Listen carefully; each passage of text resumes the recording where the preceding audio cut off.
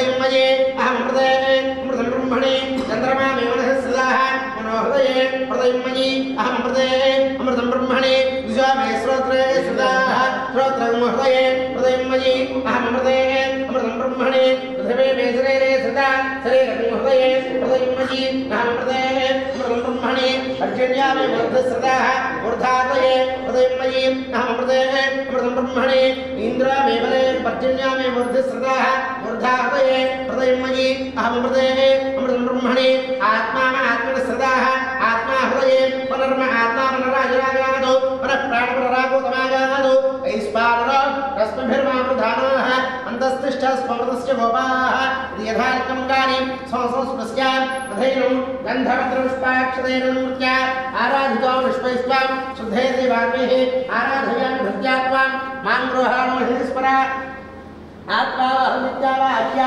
आत्मावहन्तु हरया समेतसा सीतेरस्मै स्वाहकेतुद्भिः पाकाय विपदुर्धर्मणोज वैरायाय शीघ्रं मम हंस्याय सर्वो ईशान्यमावाह्य आवाहयामि मण्डलान्तर्गतं हिरण्मयं भ्राजमानपुरुषो श्रुतिस्कृतं जण्डदेवतं खण्डविग्रहं चिन्तयेम सहस्रा विसेवितं शङ्करश्चैरदागधामतमो चन्द्रशेखरगुणानुकीर्तनं नीलकण्ठतपपादसेवनो सम्भवन्तु అందరూ కూడా మమానుకోండి జన్మ జన్మనే స్వామింద్రవజగన్నాథం యావత్ పూజావతారకో తావత్ త్వమృతి భావేన లింగేస్మిన్ సన్నిధిం కురు ఆవాహితో భవ స్థాపితో భవ సన్నిరుద్ధుతో భవ ప్రసీద ప్రసీద స్థాపముద్రాం దర్శయిత్వా లింగముద్రాం ప్రదర్శ్య త్రయంబకం యజామహే పుష్టివర్ధనం ఉర్వారమే వర్ధనానం మృత్యారుక్షీయమామృతాద్ లింగముద్రాం ప్రదర్శ్య స్థాపముద్రాం దర్శయిత్వా దక్షిణకలశోదకం సంపూజ్య కలశే గంధపత్రపుష్పాక్షతేన నృత్య కలశశ్చముఖే విష్ణుః ఇంద్రస్మాస్పదాః మూలే తత్రస్తుతా బ్రహ్మః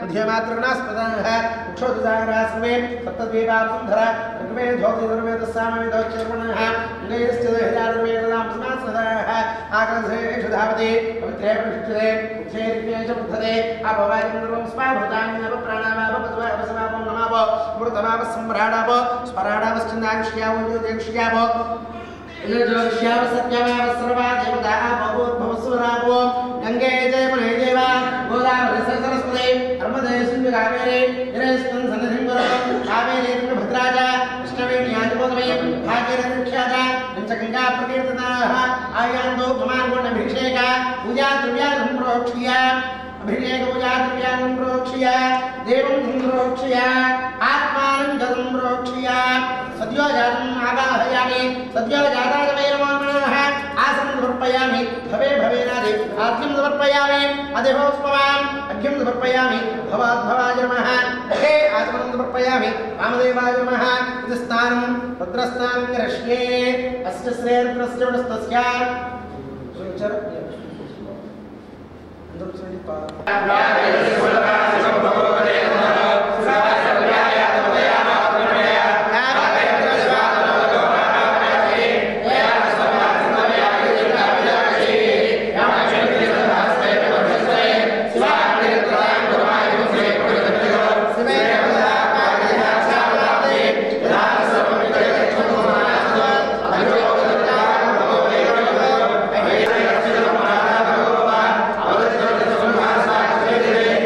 Yeah.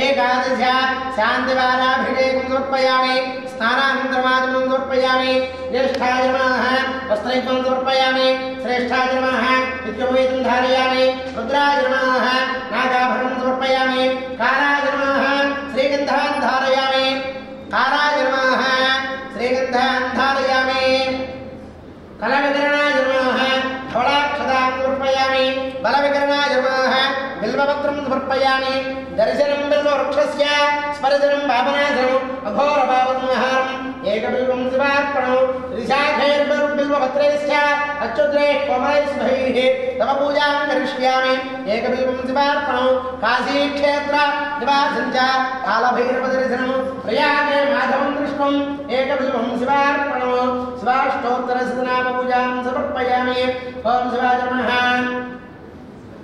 ओं शिवाय नमः ओं शिवाय नमः महेश्वराय नमः शम्भवे नमः विनायकाय नमः शशिशेखराय नमः वामदेवाय नमः गुरुवाक्षाय नमः अवर्धने नमः कामालये नमः अंधकाधरसूदनाय नमः गंगाधराय नमः ललाटाक्षाय नमः कालकालाय नमः प्रवणधये नमः भीमाय नमः हृदहस्ताय नमः मृगापाणये नमः जटाधराय नमः कैलासवासने नमः कवचने नमः कठोराय नमः त्रिपुरान्तकाय नमः वृषाङ्गाय नमः वृषभारूढाय नमः पुष्पोद्धूर्विग्रहाय नमः सामप्रियाय नमः सर्वमयाय नमः श्रीमूर्तये नमः अनीश्वराय नमः परमात्मने नमः सोमसूर्याग्निवेदनाय नमः अभिषे नमः यज्ञाय नमः सोमाय नमः पंचवक्त्राय नमः सदाशिवाय नमः विश्वेश्वराय नमः वीरभद्राय नमः गणनाथाय नमः प्रजापतये नमः हिरण्यरेन्द्राय नमः दुर्धर्गाय नमः गिरीशाय नमः गिरीशाय नमः नघाय नमः मृदुहूर्णाय नमः अभोष्टप्रदाय नमः अनन्ताय नमः तारकाय नमः परमेश्वराय नमः ओं नधर्मदये नमः नधर्मदान्तिकाय नमः ऊर्ध्वाय नमः ऊर्ध्वलिङ्गाय नमः हिरण्याय नमः हिरण्यलिङ्गाय नमः सुवर्णाय नमः सुवर्णलिङ्गाय नमः दिव्याय नमः दिव्यलिङ्गाय नमः भवाय नमः भवलिङ्गाय नमः सर्वाय नमः सर्वलिङ्गाय नमः शिवाय नमः शिवलिङ्गाय नमः ज्वलाय नमः ज्वललिङ्गाय नमः आत्माय नमः आत्मलिङ्गाय नमः परमाय नमः परमलिङ्गाय नमः भवाय देवाय नमः सर्वाय देवाय नमः ईशानाय देवाय नमः वसुपतये देवाय नमः रुद्राय देवाय नमः उग्राय देवाय नमः भीमाय देवाय नमः महतो देवाय नमः भवस्य देवस्य नमः सर्वस्य देवस्य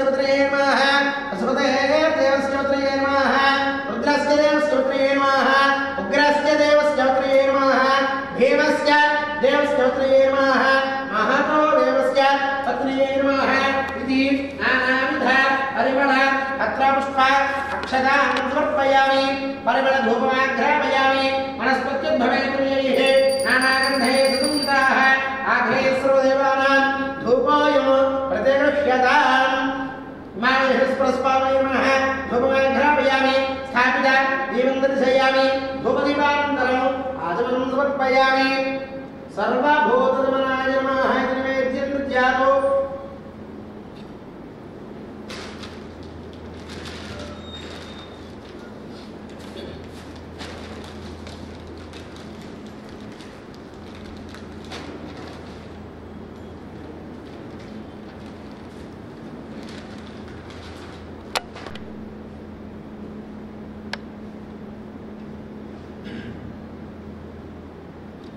तपस्विभ्यो अधिको योगी ज्ञानिभ्यो मतोधिक कर्मिभ्यश्च अधिको योगी तस्मात् योगी भव अर्जुन अविज्ञानं तामस्तर् निहृद्वीपनगरी जडानां चैतन्यस्तबकमकरन्दस्मृतिझरी दरिद्राणां चिन्तामणिगुणनिका जन्मजलदौ निमग्नानां दंष्ट्रामृरिपुवराहस्य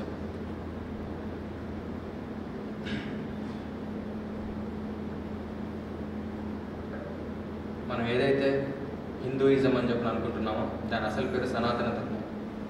సనాతన ధర్మం అని ఎందుకు పేరు వచ్చిందంటే అది సనాతనంగా మొదలైంది, అంటే దానికి బిగినింగ్ అనేది లేదు. సనాతనంగా ఉంది కాబట్టి దానికి ఎండింగ్ కూడా ఉండదు, అందుకని దానికి సనాతన ధర్మం అని పేరు వచ్చింది. అన్నిటికీ మతాలని పేరు వస్తే మనది మాత్రం ధర్మం అని పేరు వచ్చింది. ధర్మము ధరతి ఇది ధర్మ, దేన్ని ధరిస్తే మనం ధరిస్తామో అది ధర్మం. ఈ సనాతన ధర్మంలో చిన్నప్పటి నుంచి కూడా మనిషి శరీరం విడిచేంత వరకు, విడిచిన తర్వాత తదుపరి పరిస్థితి ఏమిటి, ఎందుకు పుట్టాము, ఎందుకు జీవిస్తున్నాం, ఎందుకు మనిషి మరణిస్తున్నాడు, మరణానికి కారణం ఏమిటి, మరణించేది శరీరమా లేకపోతే మనస్సా, ఈ రెండు కాక మన ఉనికి ఇంకేదైనా ఉన్నదా అనే సబ్జెక్ట్ని డీల్ చేసే శాస్త్రం పేరు, అన్ని శాస్త్రాలు ఉన్న మన ధర్మం సనాతన ధర్మం.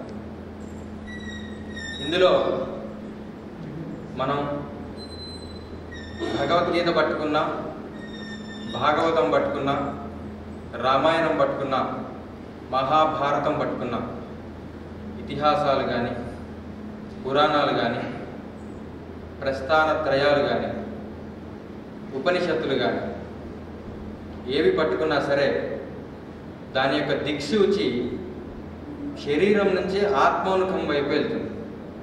ఈ శరీరం శాశ్వతం కాదు, శరీరాంతో తాదాప్యం చెందే మనస్సు శాశ్వతం కాదు. ఈ రెండిటికి అతీతంగా ఉన్న ఆత్మ యొక్క స్వరూపమే మనది అని తెలియపరిచే అత్యద్భుతమైన సబ్జెక్ట్ ఏదైతే ఉందో అది మన సనాతన ధర్మంలో మాత్రమే ఉన్నది.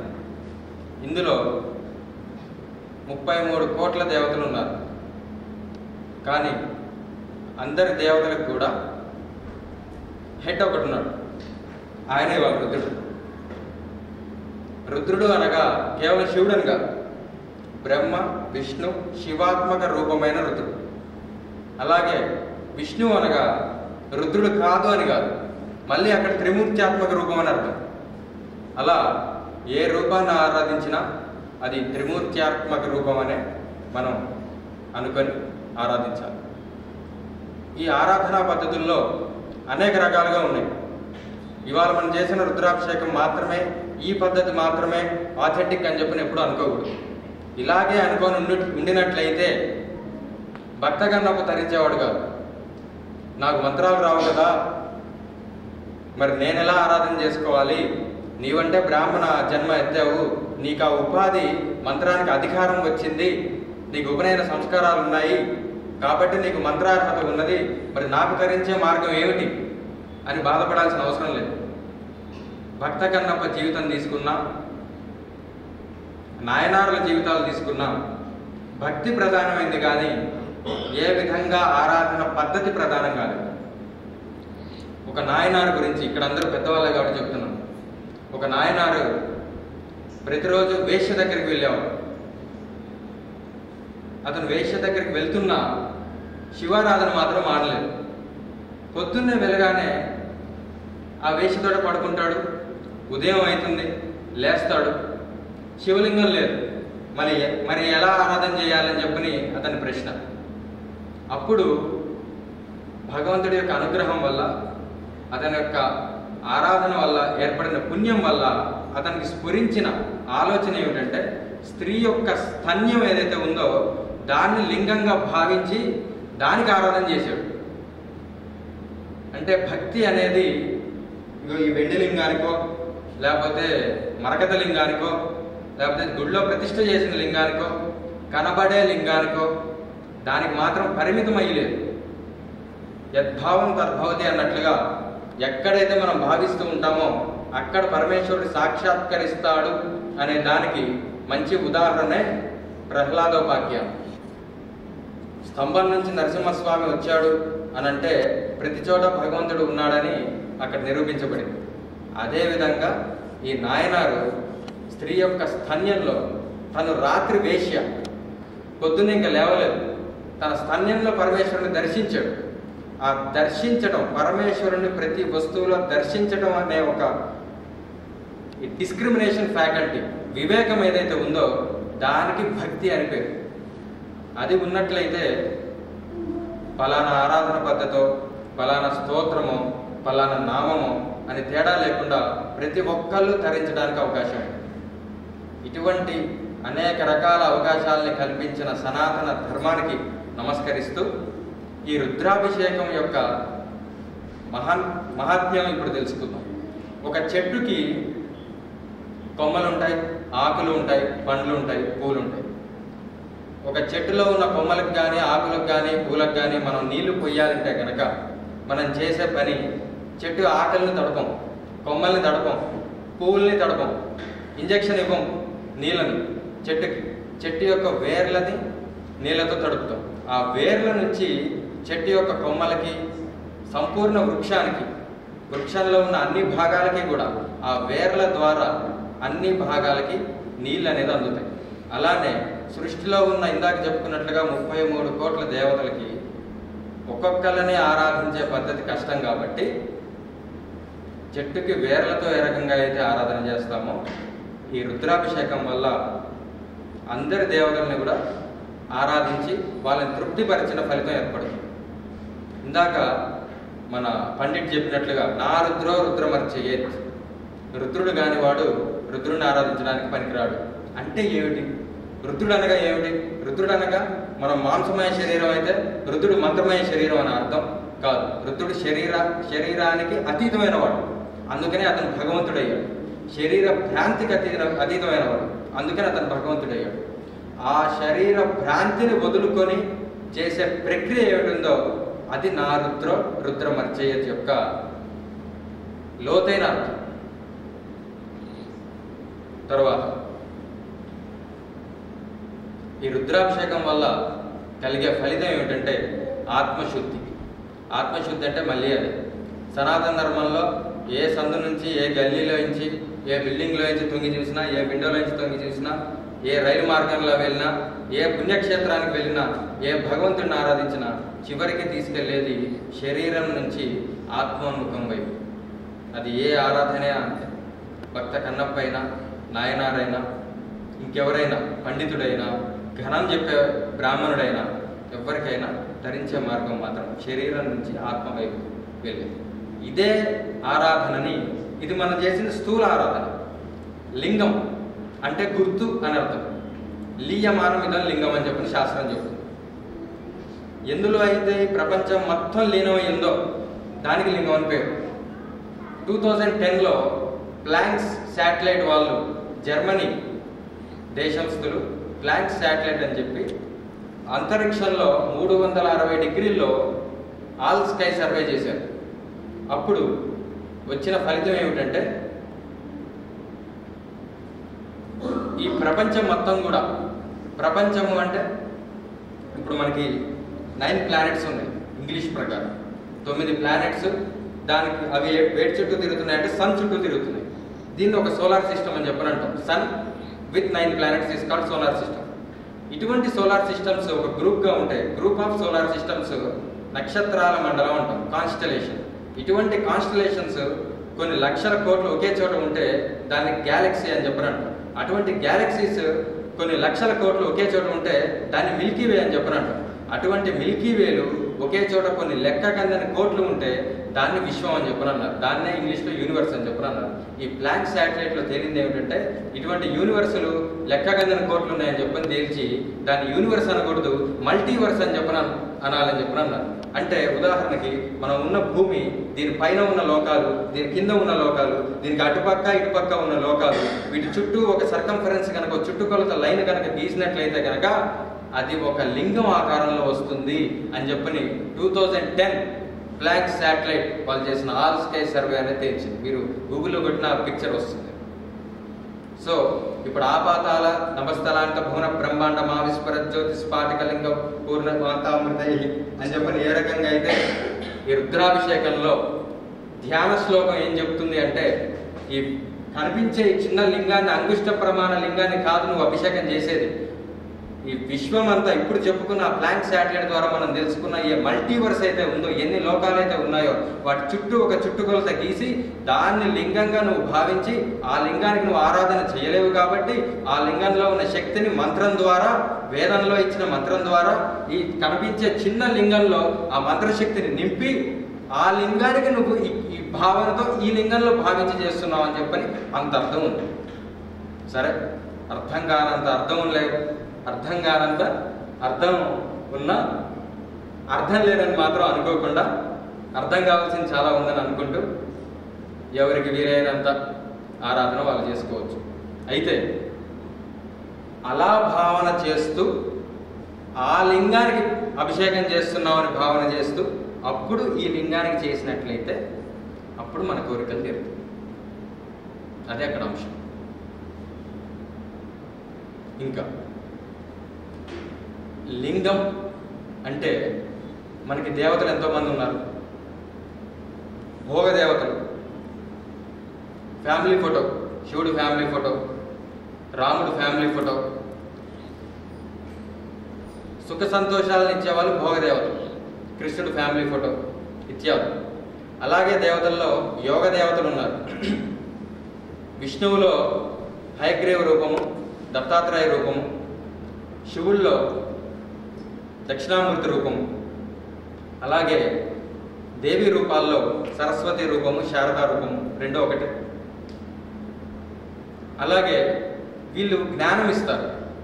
అనలిటికల్ థింకింగ్, డిస్క్రిమినేటివ్ ఫ్యాకల్టీ, వివేకం, వైరాగ్యం, ఆత్మోన్ముఖం వైపు జీవితం పయనించడం, ఇలాంటివి ఇస్తారు. అలాగే ఉగ్రదేవతలు ఉన్నారు. వాళ్ళు రక్షణను కలిగిస్తారు. కాళి, చిన్నమస్త, విష్ణువులో నరసింహుడు, అదేవిధంగా శివుడిలో వీరభద్రుడు, శరభేశ్వరుడు, ఇలా ఇన్ని రూపాలు ఉన్నాయి. ఈ రూపంలో ప్రతి రూపంలో మనకి కాళ్ళు, చేతులు, వాళ్ళు పట్టుకున్న ఆయుధాలు, వాళ్ళు చేసిన యుద్ధాలు ఇవన్నీ కనిపిస్తాయి. ఇది రూప ఆరాధన, స్థూల ఆరాధన. ఇక్కడి నుంచి నిరాకారం వైపు వెళ్ళాలి అంటే ఒక ట్రాన్సిషన్ ఫేస్ అనేది ఉంటుంది. ఆ ట్రాన్సిషన్ ఫేస్ ఏదైతే ఉందో అది లింగం. ఉదాహరణ చూడండి, ఏ దేవతను తీసుకున్నా కాళ్ళు చేతులు ఉన్నాయి, కళ్ళు ముక్కు ఉన్నాయి. లింగానికి రూపం ఉందా? లేదు. కాళ్ళు చేతులు లేవు. అసలు రూపం లేదా? ఉంది. అందుకని దానికి అరూప రూపి అని పేరు వచ్చింది. సో సాకారం నుంచి నిరాకారానికి వెళ్ళాలంటే ఉన్న ఒక్కగానొక ట్రాన్సిషన్ ఆరాధన ఏమిటంటే అది లింగారాధన. సో ఈ లింగారాధన పరమేశ్వరుడు అందించిన అత్యద్భుతమైన సాధన ప్రక్రియ. దీన్నే హఠయోగంలో దివాన్ నపూజయత్ లింగం రాత్రో చేవని పూజయత్, దివా రాత్రో నపూజయత్ లింగం సర్వత్రా పూజయత్ లింగం అని చెప్పాడు. అంటే పగలు లింగాన్ని పూజించకూడదు, రాత్రి లింగాన్ని పూజించకూడదు. పగలు రాత్రి రెండిట్లోనూ లింగాన్ని పూజించకూడదు. మరి ఎప్పుడు పూజించాలి? ఎప్పుడూ లింగాన్ని పూజించాలి. ఎప్పుడు లింగాన్ని ఎట్లా పూజిస్తారండి? పగలు పూజించకూడదు, రాత్రి పూజించకూడదు. అక్కడ పగలు అంటే అర్థం ఏమిటంటే పింగళ అన్నాడు. మన శరీరంలో రైట్ నోస్ట్రిల్లో పనిచేసే పింగళ అన్నాడు. రాత్రి అంటే మీనింగ్ ఏంటంటే ఇడానాడి. చంద్రశక్తి ఇడానాడి, సూర్యశక్తి పింగళ నాడి. పగలు రాత్రి రెండిట్లోనూ పూజించకూడదంటే ప్రాణశక్తి సుషుమ్నలో వెళ్ళినప్పుడు, అప్పుడు మిడిల్ ఛానల్లో ఈ కుండలిని శక్తి ప్రవహిస్తున్నప్పుడు అప్పుడు లింగాన్ని ఆరాధన చేయడం ఏదైతే ఉందో అది మెడిటేషన్, ధ్యానం. ఆ ధ్యానం ద్వారా, ధ్యానం అనేది హయ్యెస్ట్ వర్షిప్ ఆఫ్ శివ. స్వస్తి. హర హర మహాదేవ్. శంభో శంభో.